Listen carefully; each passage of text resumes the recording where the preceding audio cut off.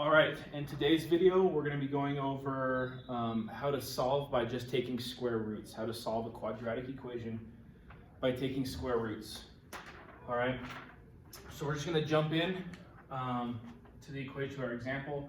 So we have 9r squared plus 6 equals 231. Okay, now a good rule of thumb is whenever you don't have a b term, right, so you don't have a linear, you don't have just like r, or you have r squared and a constant. If you don't have a linear term, then a good rule of thumb is you'll be able, it's simpler or it's easier to solve by square roots, all right, when you don't have a middle term here. Okay, and essentially what we're trying to do when we solve, we're trying to get r by itself. We want an r equals something. Okay, now remember from the fundamental theorem of algebra, okay, the biggest exponent of our variable is how many solutions we should have. So this is a 2, it's squared, we should have 2 solutions that come out. Okay, so let's work it out. To get r squared by itself, we're going to subtract 6 from both sides. Okay, remember when we're solving, we do reverse PEMDAS. Okay, so we start with add and subtract, and then multiply, divide. Okay, and then we get into our exponents, and then we do some stuff in parentheses. All right, it's a good rule of thumb. It's not 100% true always, but it's a place to start. Okay, so then we're left with 9r squared equals 231 minus 6 is 225. Okay, now this is 9 times r squared. So to undo multiplication, we do division. Divide by 9, divide by 9. R squared is equal to, now 225 divided by 9. Okay, 22 divided by 9. You get 2, and there's 4 left over. 45 divided by 9, 25. Okay, now we want r by itself. We want r equals, this is r squared. Okay, so it's not r equals yet. Remember, to undo a square, the inverse operation of a square is a square root. Okay, so we're going to square root. Now these undo, okay, they undo each other, so we're left with r. Now remember, whenever you take a square root here, it becomes plus or minus. The reason for that, if I do negative 2 squared and if I do positive 2 squared, they both come out to be positive 4. So when I'm going backwards, the square root of 4 could either be negative 2 or positive 2. It's plus or minus. Okay, so you always got to make sure you put your plus or minus there. The square root of 25 is 5, and there's your answer. Okay. All right, I'm going to move on to the next one. If you need me to review it, just rewind.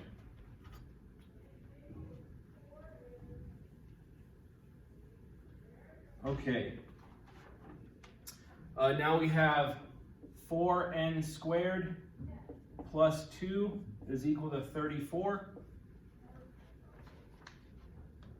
Okay, once again, we don't have a linear term, so we're going to solve by square roots because it's faster. Subtract 2,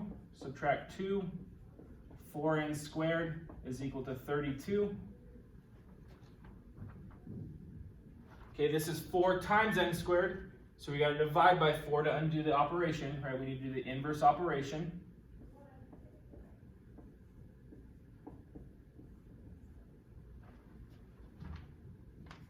Okay, we need to undo the square, so we're going to square root both sides.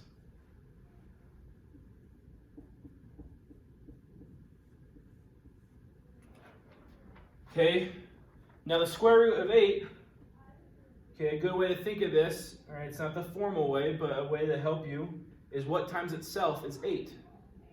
Well, nothing. Well, there is something, but it's a decimal, it's an infinite decimal, it's irrational. So what we're going to have to do is just simplify this. Okay, and we've been working on simplifying lots.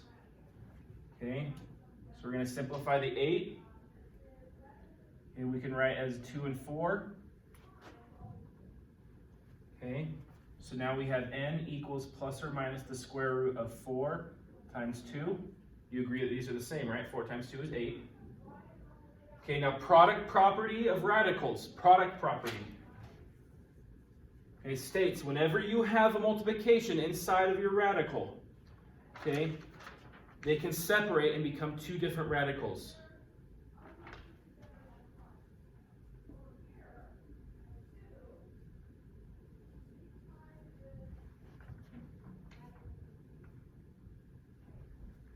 Square root of 4 is 2. Square root of 2. And there's your answer. Now, the other way you could do this, instead of doing it this way, the pattern that I showed you in class for this last quarter, we have n equals plus or minus square root of 8. You could do your factor tree. Okay?